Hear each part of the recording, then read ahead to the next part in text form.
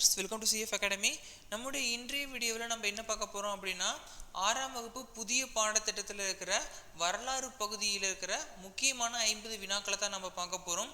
இந்த பகுதி முழுவதுமாக முதல் பருவத்தை கவர் பண்ணியிருக்கு. ஸோ நீங்கள் இதை தவிர வேறு எதையுமே படிக்க தேவையில்லை. வாங்க பார்க்கலாம். முதல் கேள்வி, கடந்த கால நிகழ்வுகளின் கால வரிசை எவ்வாறு அழைக்கப்படுகின்றது? கடந்த கால நிகழ்வுகளின் காலவரிசை எவ்வாறு அழைக்கப்படுகின்றது? வரலாறு. ஹிஸ்டோரியா என்ற கிரேக்க சொல்லிலிருந்து பெறப்பட்டது எது? வரலாறு. ஹிஸ்டோரியா என்பதன் பொருள் வரலாறு. ஸ்டோரியா என்பதன் பொருள் விசாரிப்பதன் மூலம் கற்றல் அப்படிங்கிறது தான் ஸ்டோரியா அப்படிங்கிறதோட பொருள். அடுத்து, தமிழகத்தில் வெண்கல காலம் இருந்ததற்கான சான்று கிடைத்த இடம் எது? தமிழகத்தில் வெண்கல காலம் இருந்ததற்கான சான்று கிடைத்த இடம் எது? ஆதிச்சநல்லூர். பழைய கற்காலம் தமிழகத்தில் இருந்த இடம் எது? அத்திரம்பாக்கம். புதிய கற்காலம் தமிழகத்தில் இருந்ததற்கான சான்று கிடைத்த இடங்கள் எவை? புதிய கற்காலம் தமிழகத்தில் இருந்ததற்கான சான்றுகள் கிடைத்த இடங்கள் எவை எவை அப்படின்னா, பிரம்மகிரி, பையம்பள்ளி. இதே பழைய கற்காலம் அப்படின்னா அத்திரம்பாக்கம். தர்மா என்ற சொல்லின் பொருள் அறநெறி. உலகிலேயே முதலாக விலங்குகளுக்கு தனியே மருத்துவமனை அமைத்து கொடுத்தவர் யார்? பேரரசர் அசோகர். முக்கியமான கேள்விங்க. உலகிலேயே முதலாக விலங்குகளுக்கு தனியே மருத்துவமனை அமைத்து கொடுத்தவர் யாருன்னா பேரரசர் அசோகர்.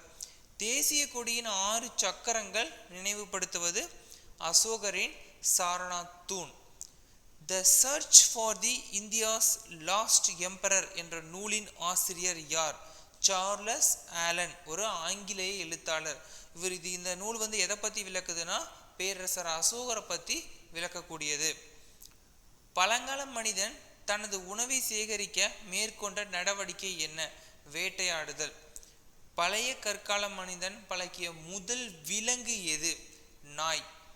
வரலாற்றை அறிய உதவும் மதச்சார்புள்ள இலக்கியங்கள் எவை? தேவாரம், 4000 திவ்ய பிரபந்தம், திருவாசகம் மற்றும் இதிகாசங்கள். மனித நாகரிகத்தின் தோற்றம் தொடங்கியது 5000 ஆண்டுகளுக்கு முன். நவீன கால மனிதன் எவ்வாறு அழைக்கப்படுகின்றான்? குரோமேக்னான்ஸ். ஓகேங்களா? ஹோமோசேப்பியன்ஸ் எழுதிடாதீங்க. நவீன கால மனிதன் குரோமேக்னான்ஸ் தான் அழைக்கப்படுறாங்க. ஹோமோசேப்பியன்ஸ் இவர்களுக்கு பிற்பட்டவர்கள், அதாவது 3 லட்சம் ஆண்டுகளுக்கு முற்பட்டவர்களை தான் ஹோமோசேப்பியன்ஸ் அப்படின்னு சொல்கிறோம். இப்போ இருக்கிற மனிதர்கள் நம்ம குரோமேக்னான்ஸ் அப்படின்னு சொல்லிட்டு நம்ம சொல்கிறோம். தொடக்க கால மனிதன் எவ்வாறு அழைக்கப்படுகின்றான்? அஸ்ட்ரலோபிதிகஸ் அப்படின்னு சொல்லுவோம். தொடக்க கால மனிதன் எவ்வாறு அழைக்கப்படுகின்றான்? அஸ்ட்ரலோபிதிகஸ். மனிதர்களையும் அவர்களின் பரிணாம வளர்ச்சியையும் பற்றி படிப்பது மானுடவியல், அதாவது ஆந்த்ரோபாலஜி அப்படின்னு சொல்லுவாங்க. மனிதர்களும் அவர்களின் பரிணாம வளர்ச்சியை பற்றி படிப்பது மானுடவியல், ஆந்த்ரோபாலஜி. அதாவது ஆந்த்ரோபோஸ் அப்படின்னா மனிதன், லோகோஸ் அப்படின்னா எண்ணங்கள். இது பார்த்தீங்கன்னா ஒரு கிரேக்க சொல். குகையிலும் வாழும் மனிதர்கள் எவ்வாறு அழைக்கப்படுகின்றனர் அப்படின்னா குரோமேக்னான்ஸ். ஓகேங்களா? குகையில் வாழும் மனிதர்கள் எவ்வாறு அழைக்கப்பட்டனர்? குரோமேக்னான்ஸ். தொல் பழங்கால பாறை ஓவியங்கள் மதுரையில் கிடைக்கப்பட்ட இடம் உசிலம்பட்டி. தொல் பழங்கால பாறை ஓவியங்கள் மதுரையில் கிடைக்கப்பட்ட இடம் உசிலம்பட்டி. விழுப்புரத்தில் கீழ்வளைங்கிற இடத்துல கிடைச்சிருக்கு. கோவையில் மாவடைப்பு குமுதிபதி அப்படிங்கிற இடத்துல கிடைச்சிருக்கு. தான்சானியா எந்த கண்டத்தில் உள்ளது? ஆப்பிரிக்க கண்டம். தான்சானியா எந்த கண்டத்தில் உள்ளதுன்னா ஆப்பிரிக்க கண்டம். பழங்காலத்தில் எந்த நிகழ்வு விவசாயத்தை எளிதாக்கியது அப்படின்னா ஏற்கலப்பை கண்டுபிடிக்கப்பட்ட நிகழ்வு. பழங்காலத்தில் எந்த நிகழ்வு விவசாயத்தை எளிதாக்கியது அப்படின்னா ஏற்கலப்பை கண்டுபிடிக்கப்பட்ட நிகழ்வு. பல மில்லியன் ஆண்டுகளுக்கு முன்பு நம் முன்னோர்கள் வாழ்ந்த வாழ்க்கை நாடோடி வாழ்க்கை. பல மில்லியன் ஆண்டுகளுக்கு முன்பு நம் முன்னோர்கள் வாழ்ந்த வாழ்க்கை நாடோடி வாழ்க்கை. உலகின் மிக பழமையான நாகரிகம் எது அப்படின்னா மெசபடோமியா நாகரிகம். இது பார்த்தீங்கன்னா 3500 முதல் 2000 ஆண்டுகளுக்கு முற்பட்டது. உலகின் மிக பழமையான நாகரிகம் மெசபடோமியா நாகரிகம்.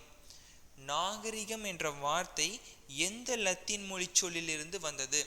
சிவிஸ். நாகரிகம் என்ற வார்த்தை எந்த லத்தீன் மொழி சொல்லிலிருந்து வந்ததுன்னா சிவிஸ். எந்த ரயில் பாதை அமைக்கும் பொருட்டு அதிகப்படியான பழங்கால சுட்டச்சொற்கள் பயன்படுத்தப்பட்டது? எந்த ரயில் பாதை அமைக்கும் பொருட்டு அதிகப்படியான பழங்கால சுட்ட செங்கற்கள் பயன்படுத்தப்பட்டது? லாகூர் முதல் கராச்சி வரையான ரயில் பாதை 1856ஆம் ஆண்டு. ஹரப்பா நாகரிகம் இருந்ததற்கான முதல் வரலாற்று ஆதாரத்தை விவரித்தவர் யார்? Charles Mason. ஓகேங்களா, கிழக்கிந்திய கம்பெனியோட படை வீரர். இவர் தான் பார்த்தீங்கன்னா முதல்ல ஹரப்பா நாகரிகத்தை கண்டுபிடிச்சவரும் கூட.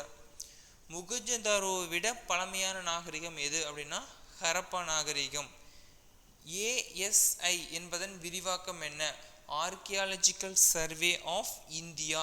ஓகேங்களா, இது எழுதுனர் பார்த்தீங்கன்னா அலெக்சாண்டர் கன்னிங்ஹாம் அப்படிங்கிறவர் தான் இந்த ASI அமைப்பை உருவாக்குனவர். இப்போ இது எங்கே இயங்கிக்கிட்டு இருக்கு அப்படின்னா புதுதில்லியில் இயங்கிக்கிட்டு இருக்கு. இது உருவாக்கப்பட்ட ஆண்டு 1861ஆம் ஆண்டு. ஹரப்பா நாகரிகத்தின் காலப்பகுதி வெண்கல காலம், அதாவது POAMU 3300 to 1900 அப்படிங்கிற ஆண்டுகளுக்கு இடைப்பட்ட நாகரிக பகுதி தான் ஹரப்பா நாகரிகத்தோட காலப்பகுதி. ஹரப்பா நாகரிகம் எத்தனை பெரிய நகரங்களை உள்ளடக்கியது அப்படின்னா 6 பெரிய நகரங்களை உள்ளடக்கியது. 200க்கும் மேற்பட்ட கிராமங்களையும் உள்ளடக்கியது.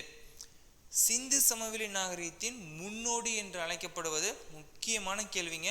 சிந்து சமவெளி நாகரிகத்தின் முன்னோடி என்று அழைக்கப்படுவது மெசர்ஹர், அதாவது பாகிஸ்தான் நாட்டில் இருக்கிற பலுசிஸ்தான் மாநிலத்தில் இப்போ இருக்கிற பகுதி தான் சிந்து சமவெளி நாகரிகத்தின் முன்னோடி அப்படின்னு அழைக்கப்படுது. அதாவது மெசர்கர் அப்படிங்கிற முன்னோடி, அதுதான் சிந்து சமவெளி நாகரிகத்தோட முன்னோடி.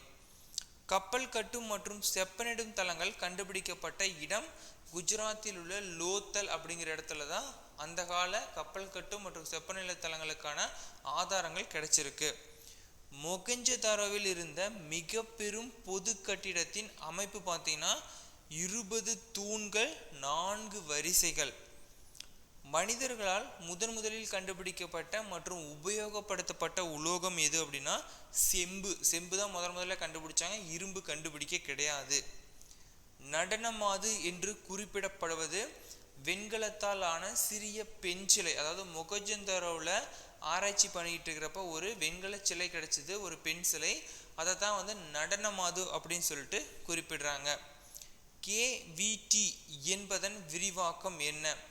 கொர்க்கை, வஞ்சி, தொண்டி. அதைத்தான் KVT அப்படின்னு சொல்லிட்டு நம்ம சொல்லுவோம். கொர்க்கை, வஞ்சி, தொண்டி. சிந்து சமவெளி மக்கள் ஆபரணம் செய்ய பயன்படுத்தியது சிவப்பு நிற மணிக்கற்கள்.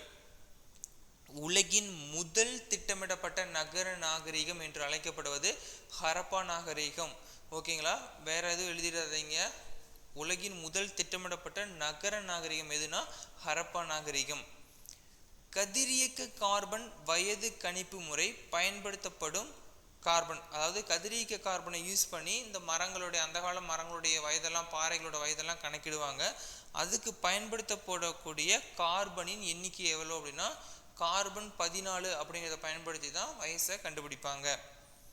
ஆற்றங்கரைகள் நாகரிக தொட்டிகள் என அழைக்கப்பட காரணம் பெரும்பாலான நாகரிகங்கள் ஆற்றின் கரைகளில் தோன்றியதால். இறந்தோர் மேடு என்று அழைக்கப்படுவது மொகஞ்சதாரோ தான் இறந்தோர்களின் மேடு என்று அழைக்கப்படுகிறது. பண்டைய தமிழகத்தின் மிக பழமையான நகரம் பூம்புகார். இதை புகார் இல்லைன்னா காவிரி பூம்பாட்டினம் அப்படின்னு சொல்லுவாங்க. பண்டைய தமிழகத்தின் மிக பழமையான நகரம் பூம்புகார். மாநாய்க்கன் என்பதன் பொருள் பெருங்கடல் வணிகன். மாநாய்க்கன்னா பெருங்கடல் வணிகன், அதாவது இந்த கோவலன் கண்ணகி கதை இருக்கு இல்லைங்களா, அதான் மாநாய்க்கன் என்பது பெருங்கடல் வணிகன். மாசாத்துவான் என்பது பெருவணிகன். சரிங்களா, கன்ஃபியூஸ் பண்ணிக்காதீங்க. மாநாய்க்கன்னா பெருங்கடல் வணிகன், மாசாத்துவான்னா பெருவணிகன். பூம்புகாருக்கு தங்கம் எங்கிருந்து இறக்குமதி செய்யப்பட்டது அப்படின்னா வடமலையிலிருந்து தான் தங்கம் இறக்குமதி செய்யப்பட்டது. மேற்கு தொடர்ச்சி மலையிலிருந்து சந்தனம் இறக்குமதி செய்யப்பட்டது. தென்கடல்ல இருந்து முத்தும், கிழக்கு பகுதியிலிருந்து பவளமும், ஈழத்திலிருந்து உணவுப் பொருட்களும் பூம்புகாருக்கு இறக்குமதி செய்யப்பட்டது. கடைச்சங்க காலத்தில் தமிழ் பணி செய்த புலவர்கள் எத்தனை பேர்? 49 பேர். பண்டைய இந்தியாவில் ரோமானிய நாணயங்கள் தயாரிக்கும் தொழிற்சாலை அமைக்கப்பட்ட இடம் எது? பழைய இந்தியாவில் ரோமானிய நாணயங்கள் தயாரிக்கிறதுக்காக நம்ம இந்தியாவில் தொழிற்சாலை அமைச்சாங்க. அது அமைக்கப்பட்ட இடம் பார்த்தீங்கன்னா மதுரை. கல்வி நகரம் என்று அழைக்கப்படுவது காஞ்சிபுரம். கல்வியில் கரையில்லாத காஞ்சி அப்படின்னு சொல்லிட்டு கூறியவர் திருநாவுக்கரசர். கல்வியில் கரையில்லாத காஞ்சி என்று கூறியவர் திருநாவுக்கரசர். இவர் பார்த்தீங்கன்னா நாயன்மார்களில் முதன்மையானவர். ஏரிகளின் மாவட்டம் என்று அழைக்கப்படுவது காஞ்சிபுரம். இதை நம்ம கோயில்களின் நகரம் அப்படின்னு சொல்லுவோம். ஓகேங்களா, இது தெரியும் உங்களுக்கு. கோயில்களின் நகரம்னா காஞ்சிபுரம். அதே மாதிரி ஏரிகளின் மாவட்டம்னாலும் காஞ்சிபுரம் தான். மௌரிய வம்ச அரசர் சந்திரகுப்தரின் அமைச்சர் யார்? சாணக்கியர். மௌரிய வம்ச அரசர் சந்திரகுப்தரின் அமைச்சர் யாருன்னா சாணக்கியர். இவர் பார்த்தீங்கன்னா நாலந்தாவில் படிச்சுக்கிட்டு இருக்கிறப்ப மேற்கொண்டு உயர் படிப்பு படிக்கிறதுக்காக வந்த இடம் பார்த்தீங்கன்னா காஞ்சிபுரத்துக்கு வந்திருக்காரு. கீழடி அகழ்வாய்வுகளுடன் தொடர்புடைய நகரம் எது அப்படின்னா மதுரை. இப்போ நடந்துகிட்டு இருக்கு இல்லைங்களா கீழடி அகழ்வாய்வு, இது தொடர்புடைய நகரம் மதுரை. இந்த வீடியோவில் 6ஆம் வகுப்பு புதிய பாடத்திட்டத்தில் இருக்கிற வரலாறு சம்பந்தமான அனைத்து முக்கிய கேள்விகளையும் நம்ம பார்த்தோம். அடுத்த வீடியோவில் புவியியல் சம்பந்தமான கேள்விகளை நம்ம பார்ப்போம். இந்த கேள்விகளை நீங்கள் படித்தாலே மீண்டும் புத்தகங்களை எடுத்து படிக்க தேவையில்லை, ஏன்னா அனைத்தையும் கவர் பண்ணி தான் நாங்கள் கொடுத்துருக்கோம். இந்த வீடியோ உங்களுக்கு பிடிச்சிருந்தா மறக்காமல் லைக் பண்ணுங்கள், ஷேர் பண்ணுங்கள். நம்ம சேனலை சப்ஸ்கிரைப் பண்ணாமல் இருந்தால் மறக்காமல் சப்ஸ்கிரைப் பண்ணிடுங்க, மற்றவங்களுக்கும் ப்ரிஃபர் பண்ணுங்கள். தேங்க்ஸ் ஃபார் வாட்சிங்.